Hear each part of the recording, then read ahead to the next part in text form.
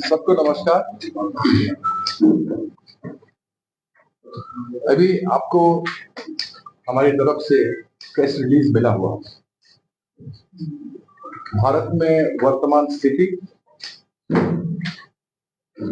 खाड़ी में युद्ध के कारण एलपीजी गैस का हाहाकार, पूरे देश भर में एलपीजी का शॉर्टेज जिसकी सप्लाई नहीं हो पा रही है,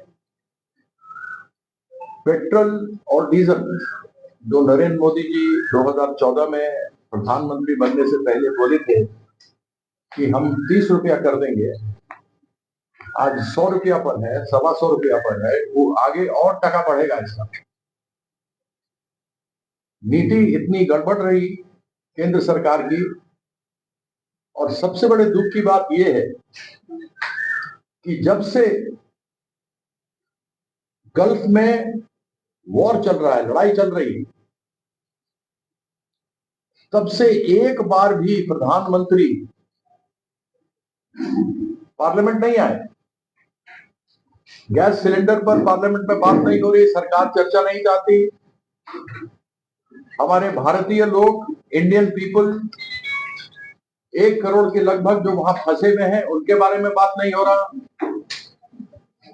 कच्चा तेल जिससे पेट्रोल और डीजल बनता है, उसका टैंकर नहीं आ रहा है। और देश में आगे आने वाले में बहुत संकट होने वाला है। ऐसी परिस्थिति में प्रधानमंत्री का पार्लियामेंट नहीं आना, हमारे प्रधानमंत्री प्रचार मंत्री बन गए। केरला जाके प्रचार करते हैं, 4 किलोमीटर रेलवे लाइन जिसका उद्घाटन पहले हो चुका है, उसका फिर जाके झंडा दिखाते हैं। केरला में तो अब यहां प्रधानमंत्री की स्थिति हो गई कि एक बस जा रहा है, उसको बस का भी झंडा दिखाते हैं। क्या प्रधानमंत्री को ये शोभा देता है? केरला घूम रहे हैं, तमिलनाडु घूम रहे हैं, 14 तारीख को वो बंगाल आए थे। लेकिन देश में हर एक व्यक्ति जो गैस एलपीजी सिलेंडर लेकर के परेशान है, उसके बारे में कुछ नहीं कहा। यह एक गंभीर विषय है और राष्ट्रीय आपदा के रूप में हमारे सामने आ रहा है। हमने अपनी तरफ से, आप लोगों ने पार्लियामेंट में संभवतः मेरा भाषण सुना होगा, उसमें जो अनेकों समस्याएं यहां पर हैं, जो पानागढ़ से सड़क शुरू होकर के पालसित तक आता है, पालसित से आगे दानकुनी जाता है, अपने क्षेत्र में पड़ता है, मेरे ही क्षेत्र में पड़ता है, कुछ हमारे डॉक्टर शर्मिला सरकार जी के क्षेत्र में पड़ता है। अभी कंप्लीशन उसको मिला, 2 महीना नहीं हुआ, कंप्लीशन अभी पुल को मिला, उस सड़क को पालसित से लेकर दानकुनी तक। वो ध्वस्त हो गया, टूट गया, भंगचूर हो गया। और ये पहली बार यहां नहीं, ये पूरे हिंदुस्तान में हजारों लाखों करोड़ रुपया सड़क के लिए लिया है। जो प्रधानमंत्री कहते हैं कि हम स्पेस टेक्नोलॉजी से चला रहे हैं, सड़क को देख रहे हैं, ये स्पेस टेक्नोलॉजी है इनकी। लेकिन देश की समस्या को देखने के लिए सामने नहीं आ रहे। अनेकों बार अभी मालूम है, हमारा यहाँ तेजगंज का पुल है जिसके ऊपर एफओबी बनना है, वह काम भी शुरू हुआ, थोड़ा हल्का चल रहा है। उस विषय के ऊपर आगे हमने बात किया है। एनएच को लेकर के बात की गई है। फर्टिलाइजर, खाद लेकर समस्या होने वाला है, क्योंकि यह फसल खत्म होगा, अगला फसल राबी होगा, उसके अंदर खाद की आवश्यकता पड़ेगी। हम तो चेयरमैन है, हमको मालूम है। जब यूक्रेन का लड़ाई चला था तो खाद की बहुत किल्लत और कमी हो गया था कि कोई भी हॉर्मुज से बीच में से पनामा कनाल से निकल नहीं पा रहा था। सब केप ऑफ गुड होप यानी कि अफ्रीका के पीछे से घूम करके आ रहा था। और क्योंकि जो प्राइवेट लोग मंगाता है वो लोग नहीं मंगा रहा था, क्योंकि उसको पैसा ज्यादा लग रहा था।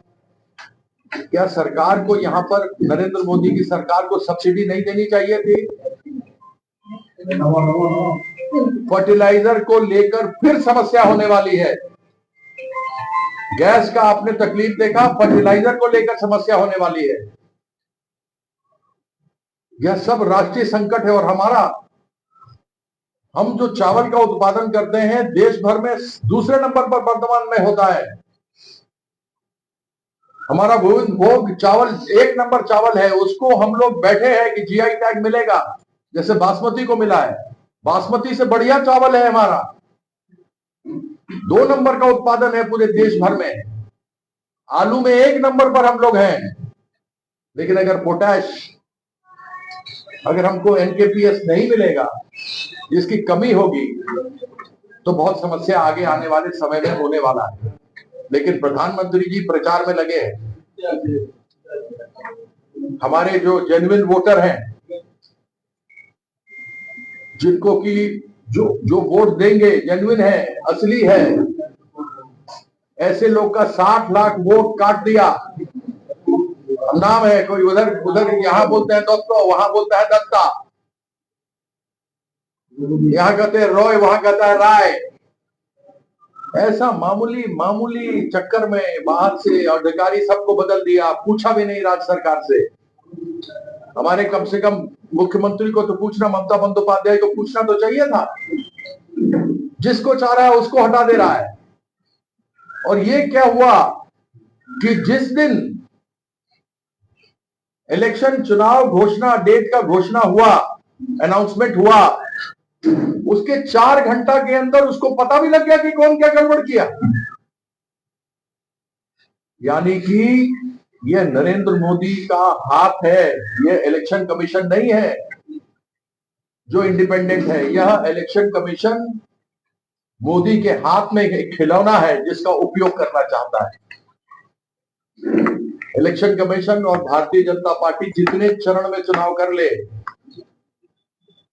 किसी प्रकार से भी घुसने का प्रयास करे, 7 चरण, 8 चरण, 2 चरण, लेकिन बंगाल में जो दीदी है वह लोगों के मन में बसती है, जनगण के मन में बसती है, दिल में बसती है। इसलिए इस बार भी आप देखिएगा लोग का एंटी इनकम्बेंसी होता है, सीट कम होता है, सरकार बनता भी है। लेकिन पिछले 3 बार का रिकॉर्ड उठा लीजिए कि जब जब पश्चिम बंगाल में चुनाव हुआ, तृणमूल का सीट बढ़ा है, घटा नहीं है। और उस एवरेज को देखते हुए अभी हम 221 है, हम आगे चल के 250 को क्रॉस करेगा, आप देख लेना। आज गैस का लंबा लंबा लाइन, कौन उसके लिए जिम्मेदार है? ब्लैक होना कौन जिम्मेदार है?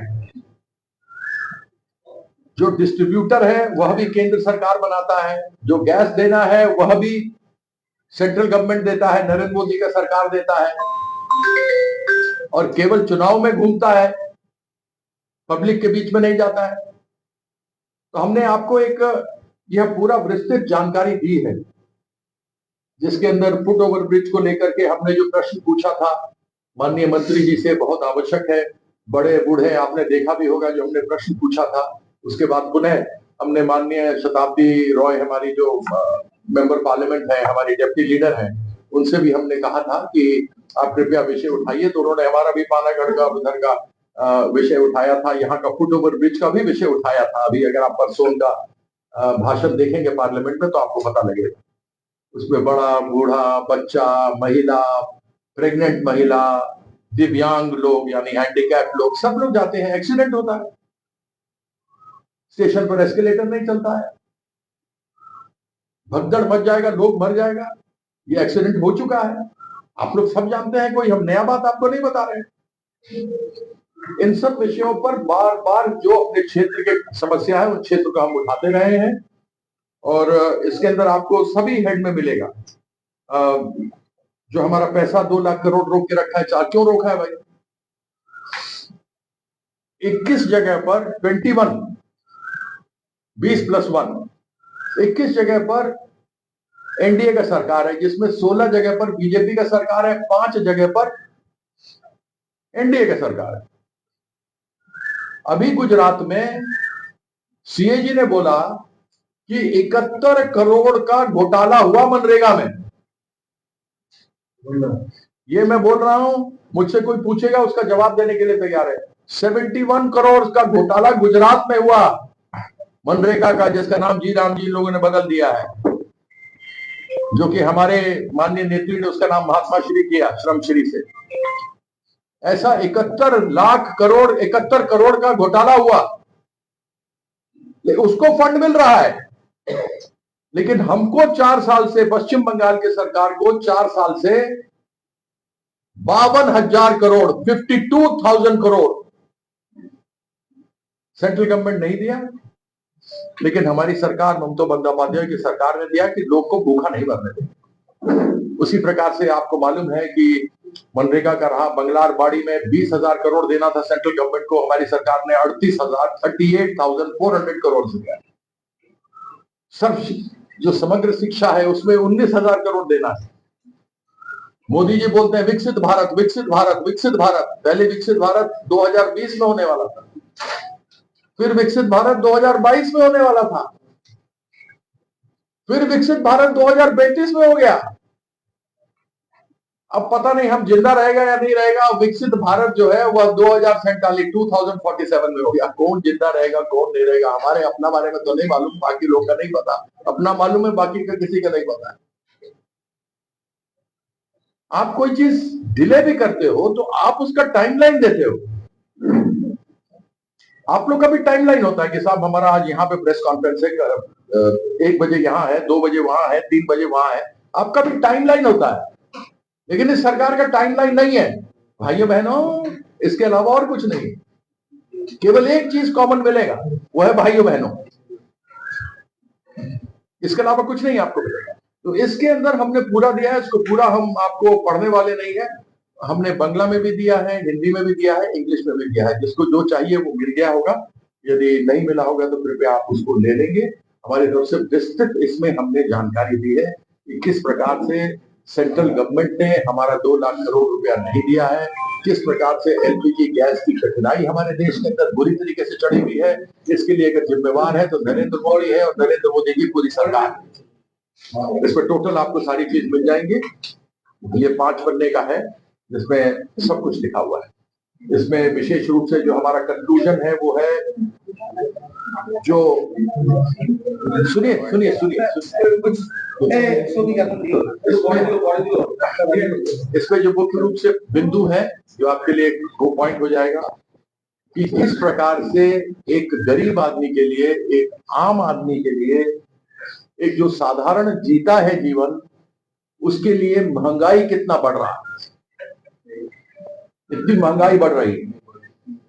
दूसरा, हमने जो हमारे पश्चिम बंगाल सरकार का पिछले 4 से हमारा जो वाजिब हक है 2 लाख करोड़ का, वो हम लोग को नहीं मिला है। हमारा जो अलग अलग, जैसे आपको बताया एफओबी यहाँ बनना है, तेजगंज में विधायक जी तो आए हैं, तेजगंज में आपका वो वाला है वो स्लो हो गया, बनना तैयार, बहुत शुरू में बहुत फास्ट था, बनना शुरू कम हो गया, स्लो हो गया, एस्केलेटर भी नहीं उसमें लगा है। उसके बाद अलग अलग ट्रेनों को रुकना है, उसको लेकर के है। सड़क टूट रहा है, तेजी बनना चाहिए सो तेजी नहीं है। ये सारी चीजें हमारी उसमें दी गई है। और जो टूट रहा है उससे यह एनडीए का सरकार, प्रधानमंत्री मोदी का सरकार, वो तो जो वॉशिंग मशीन से साफ होके आ जाता है वो तो उनका पार्टी में हो जाता है। लेकिन ये लोग भी जो काम करता है, इन लोग से भी कमीशन लेता है। इसीलिए अभी तक कौन गलत है ब्लैक लिस्ट नहीं होता है। ब्लैक लिस्ट होना चाहिए ना। तो यह सरकार को बताना होगा कि आप इसका अकाउंटेबिलिटी दीजिए। अकाउंटेबिलिटी, जो पब्लिक का पैसा, आपके टैक्स का पैसा, मेरे टैक्स का पैसा, हम सबों के टैक्स का पैसा लगता है और उसमें लोग चोरी करके खा जाता है, इलेक्शन बॉन्ड में ले लेता है। और रेलवेज एक सब स्टेशन बना रहा है, हमको कोई दिक्कत नहीं है सब स्टेशन का। लेकिन आर्टिकल 21, अनुच्छेद 21 of the constitution of India, जो भारत का संविधान है, उसमें राइट टू लाइफ है। राइट टू लाइफ में पानी एक बहुत बड़ा चीज है। और ऐसे में कोई भी स्रोत जहां से पानी मिलता हो, जल मिलता हो खाने के लिए, उसको आप कवर नहीं कर सकते। लेकिन यहां पर आप जाइए स्टेशन के साथ में 4 नंबर वार्ड के सामने, वहां पर ये सब स्टेशन बना रहे हैं। बहुत बड़ा पुकुर था, बहुत बड़ा था, 3-4 एकड़ का पुकुर था, उसको कवर कर लिया। यह खुद ही कानून को तोड़ते हैं। तो आप इनसे कानून की रक्षा एनडीए और प्रधानमंत्री मोदी से क्या करवा सकते हैं। इस विषय पर विस्तार से आपको 5 पेज का दिया है और वहां कृपया इस पर जाएंगे और इसको समझने की कोशिश करेंगे। हमारे माननीय निवर्तमान विधायक एक बार पुनः चुनाव लड़ने वाले हैं। हमारे सभी विधायकों को सबों को बहुत बहुत बधाई, अभी से ही बधाई दे देते हैं, क्योंकि लोगों में इतना उत्साह है कि पुनः ममता बंदोपाध्याय की सरकार बनने वाली है और 2050 से ज्यादा सीट हम लेने वाले हैं। तो इतनी बात थी जो मैंने आपसे समझा। 2050 250 और 2050 भी हो सकता है, लेकिन गड़बड़ में खींचना मत भाई इसको। 250 सीट 250 सीट से हम लोग जीतेंगे। স্যার প্রশ্ন ছিল, हाँ पूछिए ना। বলছি এই যে ইলেকশন যখন থেকে ঘোষণা হয়েছে, নির্বাচন কমিশন যখন থেকে নির্বাচন ঘোষণা করেছে, তারপর থেকে রাজ্যে অনেক আইপিএস দের বদলি করা হয়েছে। তাদেরকে এখন দেখা যাচ্ছে কেরলে পাঠিয়ে দেওয়া হচ্ছে নির্বাচন কমিশনের পক্ষ থেকে। এই বিষয়টা কিভাবে দেখছেন? हमने तो शुरू में ही कहा कि आप जब कभी भी ये बदलाव करते हैं, किस लिए कर रहे हैं बदलाव? आपको क्या क्या उनके खिलाफ में पता लगा है? आपने पश्चिम बंगाल सरकार से पूछा ही नहीं। आप बंगाल के सरकार से पूछेंगे ना। आप अधिकारी को बदल रहे हैं या कुछ बताएंगे भाई क्या गड़बड़ी है क्या नहीं, बिना पूछे बिना कहे। चीफ सेक्रेटरी एक महिला है, हमारे पूर्व वर्धमान की डीएम महिला है जिनको हटा दिया गया है। ये तो बड़ी अजीब सी बात है। कोई आदमी अच्छा काम कर रहा हो, जो अलग अलग सरकार की योजनाएं चल रही है, अगर वह आदमी अच्छा काम करता है तो आप उसको बदल दोगे क्यों? यह लोग प्रयास कर रहे हैं। एक्चुअली क्या है कि ये लोग बड़ा विंडिक्टिव है, मन में बड़ा विक्षोभ रहता है लोग हरदम कि हम तो ये भी जीत गया, हम नीतीश कुमार को धोखा दे दिया, वहां जीत गया, शिवसेना को धोखा दे दिया तो महाराष्ट्र में जीत गया, उसको एनसीपी को धोखा दे दिया, नेशनलिस्ट कांग्रेस पार्टी को तो जीत गया। अब बीजेपी का इतिहास उठा के देखिए, शिरोमणि अकाली दल उसके पीठ पर बैठा, उसको धोखा दे दिया। नेशनल कॉन्फ्रेंस फारूक अब्दुल्ला का उसके साथ में रहा, उसको धोखा दे दिया। वो पीडीपी महबूबा मुफ्ती को बोलता था कि महबूबा मुफ्ती तो पाकिस्तानी है, इसको तो जेल भेजेंगे, उसके साथ सरकार बना करके उसको खत्म कर दिया। उड़ीसा वाला नवीन पटनायक इनको शांति से चुपचाप बाहर से सपोर्ट करता था, उसको खत्म कर दिया। तो ये बीजेपी का जो आदत आरएसएस का शुरू से रहा, जो देश के साथ गद्दारी किया, वही गद्दारी ये लोग उसके साथ करता है जो इनके साथ रहता है। अन्यथा देश के अंदर गैस का संकट होता, ये गद्दारी कर रहे हैं देश के साथ। देश के साथ गद्दारी है ये कि आप गैस नहीं उपलब्ध करा पा रहे हो, लोग को बोल रहे कोई संकट नहीं है। अगर गैस का संकट नहीं तो इतना लंबा लंबा लाइन क्यों लग रहा है? पेट्रोल डीजल का संकट होने वाला है, फर्टिलाइजर का, खाद का संकट होने वाला है। यह सरकार केवल बात को घुमाती है। प्रधानमंत्री क्यों नहीं आते पार्लियामेंट? बोलता क्यों नहीं आकर के? वो बाहर से बोलता है तुम रशिया से तेल नहीं लेगा, तो ये बोलता है जी हजूर मालिक हम नहीं लेगा तेल रशिया से। उसको बोलेगा सीज फायर हम कराया, बोले जी मालिक हुजूर आप ही सीज फायर कराया, तुम ईरान से तेल नहीं लेगा। बिल्कुल नहीं लेगा हजूर, गलती हो गया, ईरान से बिल्कुल नहीं लेगा। ईरान का लोग क्या बोला? प्रधानमंत्री बात किया ईरान के राष्ट्रपति से। आपको बहुत इंपॉर्टेंट बात बता रहे हैं, ध्यान रखिएगा इस बात को। फॉरेन मिनिस्टर इंडिया का ईरान के फॉरेन मिनिस्टर से बात किया, इंडिया का प्राइम मिनिस्टर उनका प्रेसिडेंट से बात किया कि हमको गैस दे दो, तेल दे दो। हाथ जोड़ रहा था, अच्छा रिलेशन बना के रखता तो क्यों चलता। ईरान हम लोग का बहुत पुराना अच्छा दोस्त है, उसका बात नहीं सुना। लेकिन उसका जो रिप्रेजेंटेटिव था, प्रतिनिधि था ईरान का, उससे जब एक इंटरव्यू में पूछा तो न वो नरेंद्र मोदी का नाम लिया, न जयशंकर का नाम लिया, किसी का नाम नहीं लिया। वो बोला कि आज भी हिंदुस्तान के अंदर वो लोग हैं जो ये मानते हैं कि ईरान के ऊपर गलत हमला हुआ है। वो लोग जो हिंदुस्तान में हम लोग को प्यार करते हैं, अपना मानते हैं, हमारा जो पुराना रिश्ता है उसको संभालते हैं, इसीलिए हम उनको देखते, उनका प्यार देखते हुए उन लोग को भेज रहे हैं। हम यहां पर से भेज रहे हैं, लेकिन उतना नहीं आ पा रहा। भाई सभी भी फंसा हुआ है, लेकिन कहीं भी नरेंद्र मोदी का या विदेश मंत्री की तारीफ नहीं दी। बड़ा मोदी मोदी मोदी ये उसको ट्रम्प ट्रम्प ट्रम्प ट्रम्प करते, माय फ्रेंड डोनाल्ड करते ना, वही डोनाल्ड जो है इनको 18% बना दिया। इसको बीजेपी वाला माला बना रहा है डोनाल्ड, अब इसको नरेंद्र मोदी को, क्यों कि 50% था 25 हो गया 18% हो गया, यही ना, देखा था ना, बोलो ना हाँ या ना, तो ऐसे तो क्या मजा आएगा, देखा था, देखा था, मालूम है कितना था, जो 50 से 25 से 18 हो गया, बोला मास्टर स्ट्रोक है, मास्टर स्ट्रोक है। अरे पहले टैरिफ सिर्फ 3% था, जो बढ़ के 18% हो गया। कैसे बेवकूफ बनाता है लोगों को, दुनिया को कैसे बनाता है। और जो हम लोग 150% टैरिफ टैक्स लगता था, लेते थे, उसको जीरो करवा लिया। ट्रम्प बाबा की जय हो जी। বিজেপি পক্ষ থেকে দাবি করা হচ্ছে যে অন্যান্য রাজ্যের যে এখানে তেলের উপর বিশেষ বেশি কর থাকার জন্য তেলে বা পেট্রোলিয়াম জাত দ্রব্যের দাম বেশি, এই বিষয়ে ये क्या बोले, पूरे देश भर में हाहाकार मचा हुआ है ना, दाम दाम ज्यादा है, दाम 114 रुपया बढ़ा हुआ है, आपको मालूम है, 60 रुपया बढ़ाया था, फिर उसके बाद बढ़ा दिया 54 रुपीज। सेंटर बढ़ाता है दाम, स्टेट गवर्नमेंट नहीं बढ़ा सकता, ये प्रोडक्ट उसी का है। 60 रुपया बढ़ाया, 54 रुपीज बढ़ाया, 114 रुपया बढ़ा दिया। अब पेट्रोल पंप किसका है? पेट्रोल पंप जो देता है वो तो सेंट्रल गवर्नमेंट देता है, petroleum and gas natural gas मंत्रालय वही देगा, वो देगा। आप जो गैस लेता है, केरोसिन तेल का जो देता है, केरोसिन तेल होता है, मिट्टी तेल होता है, केरोसिन ऑयल इसका भी देता है। टैक्स सिस्टम में आमदन वेस्ट बंगाल में ज्यादा दाम होता है।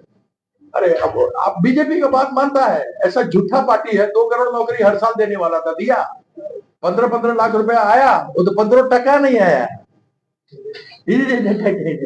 नतीजा ठन ठन गोपाल, 15 टका आया नहीं आया, 50-15 क्या बीजेपी का बात सुनता है, खाली फेंकता रहता है।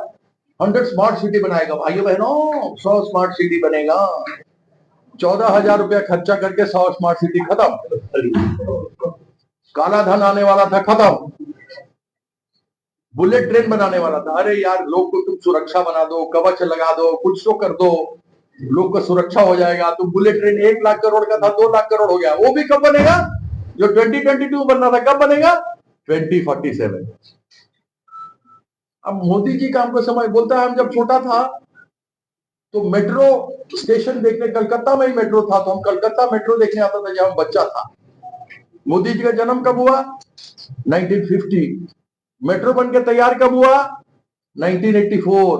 मतलब 34 साल का बच्चा था मोदी, 34 ईयर का बच्चा, छोटा बहुत अच्छा था, गिगलू बिगलू था, है छोटा छोटा बच्चा। मोदी जी बोला हम तो 35 साल तक भिक्षा खाया है। अगली जगह बोला कि हम तो यूनाइटेड स्टेट्स का 29 अलग अलग स्टेट्स में घूम लिया, फ्रांस गया, जर्मनी गया, दुनिया घूम लिया, पता नहीं भिक्षा कब का है, कब जाके गुफा में रहा। हमने पहला प्रधानमंत्री देखा है कि जो ध्यान करता है, प्रधानमंत्री का कोई भी आदमी ऐसे ध्यान कर रहा है गुफा में, तो 30 तो कैमरा है।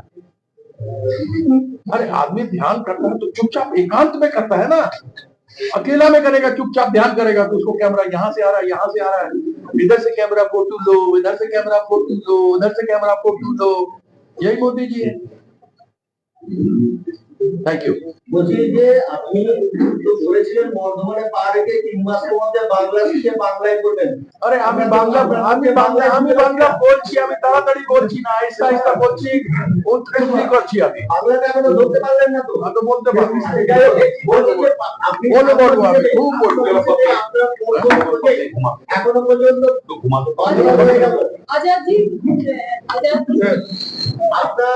আপনার সংসদ এলাকায় কোন কোন কাজ এখনো বাকি রয়ে গেল? কারণ এমএলএরা সব দাঁড়িয়েছে, তারা যাবে বিভিন্ন জায়গায় ভোট চাইতে। আপনার কিন্তু সংসদ কোটার যে কাজ, সেটা কিন্তু তাদের পরিমাণিক হবে। কোন কোন কাজ বাকি রয়ে গেল?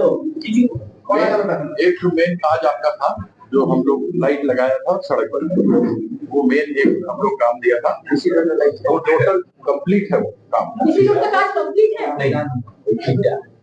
कॉलेज रोड का कंप्लीट हो गया, बीसी रोड का कॉलेज रोड का कंप्लीट हो गया, बीसी रोड का काम अच्छे शुरू हो गया। शुरू আর কি কাজ আপনার এলাকায় তো क्या बताइए ना, क्या स्टेट क्या है बताइए স্যার লাইসেন্স एक मिनट এই বাজারের সামনে দিয়ে পেপার ব্লক হয়ে গেছে পেপার ব্লকটা যতটা पेपर ब्लॉक सब हो गया বর্ধমান স্টেশনের রাস্তাটা আপনি বলেছেন পয়লা বৈশাখের মধ্যে হয়ে যাবে 1 বছর লেগে গেল এখনো কাজ হয়নি কাজ হবে बताओगे ना आप काम कंप्लीट हो गया রাস্তা এমপি সাহেব যে 56 লক্ষ টাকা দিয়েছিল তার রাস্তা এমনি স্যার আপনি যখন দাঁড়িয়েছিলেন লোকসভা ভোটে देखिए जो লোকসভার দাঁড়িয়েছিলেন তখন पेपर ब्लॉक का जो 56 लाख का काम था না না ওটা যাচ্ছি बिग बाजार वो पूरा हो चुका है আপনার যে যাচ্ছি সেন্ট্রালে আপনি যখন গ্রামে পুনর্নির্মাণ হবে খেলাধুলার জায়গাটা ঠিকঠাক হবে সেই জায়গাটা এখনো পর্যন্ত বেহাল রয়েছে ওই জায়গাটা আপনি কিভাবে দেখছেন কেননা আবার বিধানসভা নির্বাচন অলরেডি মামলাটা পেপার দিয়াই पेपर तो मिला ही नहीं, जो पेपर देगा तो करेगा sports authority of India central government का है। सेंट्रल गवर्नमेंट से हम पेपर मांगा, सेंट्रल गवर्नमेंट हमको पेपर नहीं दे रहा है। जब सेंट्रल गवर्नमेंट हमको पैसा पेपर नहीं दे रहा है तो हम कैसे करेंगे बताइए। रेलवे भी तो सेंट्रल गवर्नमेंट का है, हम लड़ाई तो लड़ता है ना हम लोग। पानागढ़ आपको मालूम है, पानागढ़ में एसएस आलूवालिया है, पानागढ़ में एसएस आलूवालिया वहां पर हिंदी भाषा भाषी लोगों के साथ धोखा किया, बोल के गया कि हम डीआरएम से बुलवा दिया कि 40 लाख रुपया यहाँ छठ घाट बनाने के लिए सैंक्शन हो गया। तो हम गया पता करने के लिए, हम वहां देखा तो हमको पता लगा कि एक पैसा भी सैंक्शन नहीं हुआ, कोई कागज नहीं है। अब लोग बोला तो अब रेलवे से लड़ेगा कि भाई आपका डीआरएम बोला था, हम बोला वीडियो दो हमको, तो डीआरएम पे केस करवाएगा हम।